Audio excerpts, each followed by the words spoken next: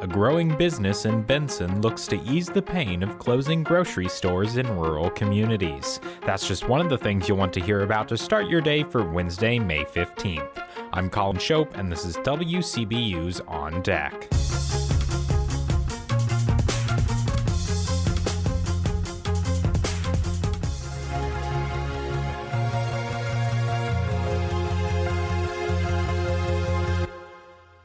First on deck today, everyone ended up living in the Lori mobile home park for a different reason, but when the owner puts it up for sale, they all face some big changes. That's the central theme behind Trailer Park Rules, a new novel by former Pekin Daily Times editor Michelle Tahu. WCBU's Tim Shelley has more. The book takes a look at poverty and the various circumstances that landed the characters in their current situation. Tahu says she met a lot of people when she was working as a journalist, from the unhoused to the uber elite. She says many people live in their own bubbles and don't often interact with those outside them. That can lead to some preconceptions. Anything can happen. Just because you're comfortable now doesn't mean you always will be. And it's something for all of us to keep in mind, I think. The book has some darker themes, but Tahu says it's also entertaining. Each chapter focuses on different characters, from a struggling journalist to an older woman who found out her late husband didn't save as much money for retirement as she had thought. When the mobile home park is sold to a big corporation, lot rent prices are driven up and staying becomes unaffordable for some. Tahu says some characters end up better off and some for the worse. The author says she's written many books under various pen names, but this is the first one she's putting her real name to. This is a book I'm super proud of. This is the book I was meant to write. The book is available online and at bookstores. The ebook comes out June 1st. For WCBU, I'm Tim Shelley. Here are some other stories we're following in the WCBU newsroom. Several would-be Republican candidates for seats in the General Assembly are suing over a law they say will block them from the ballot. And Illinois Governor J.B. Pritzker's office is patting itself on the back for keeping people enrolled in Medicaid coverage. Plus, Beacon voters will not weigh in on the city's home rule governance at the ballot box this year. Find more of these stories and all the details at WCBU.org.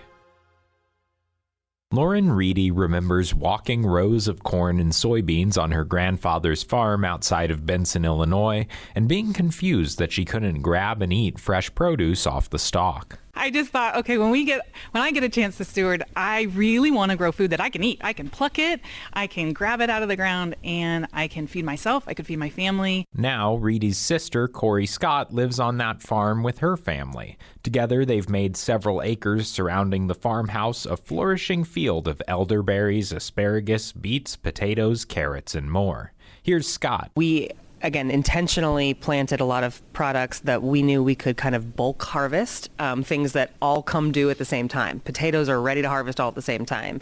Beets, same thing. There's a few reasons for this. First, the farm is almost entirely staffed by family, with just one part-time staff member. Second, they're growing for more than just the family. They're growing produce for the surrounding communities.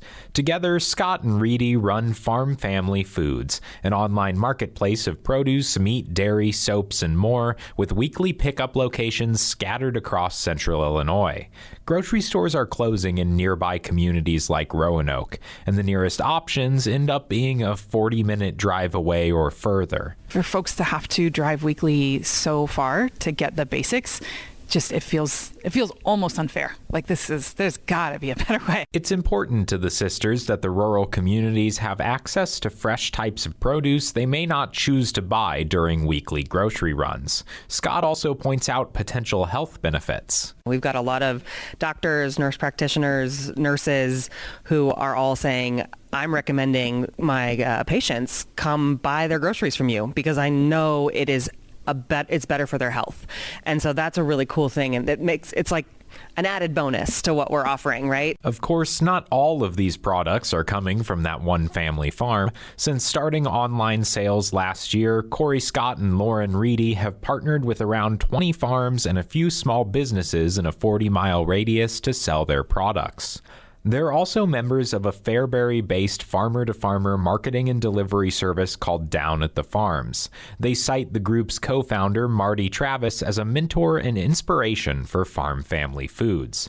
Travis is a vocal advocate. He says there's not enough groups helping farmers collaborate. I had one of our farmers on another interview about a month ago. They asked him, how long would it take you to get to where you are today if you didn't have this collaborative group?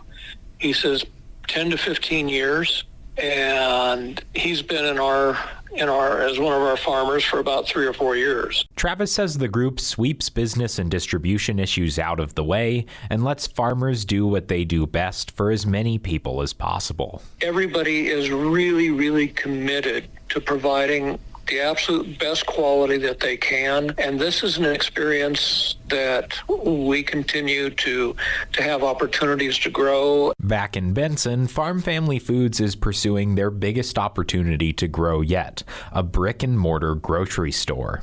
Scott and Reedy acquired a building that was a downtown Benson grocery store decades ago in a tax auction last year. Since then, Reedy says they've put well over $100,000 into bringing it back to its former glory, including a new mural of Benson landmarks. We're not halfway yet. So we have kind of just been bootstrapping it and still hoping for some other grant opportunities. And we'll see where that heads. Scott says the interest is growing all the time. Every week we're getting inquiries from other small towns that are saying, well, hey, what about Toluca? What about Minonk? What about El Paso? So it's really cool to see the attention is growing and people are asking for it. The goal is to have the store in Benson open with additional staff later this year. They'll continue the online model and weekly pickups as well. Now, before we let you go, the Peoria Chiefs season is ramping up. You can see them face off against the West Michigan Whitecaps at Dozer Park at 6:05 p.m. tonight. Tickets start at $10. And that's all for today. You can subscribe to WCBU's On Deck podcast on the NPR app, Apple, or Spotify.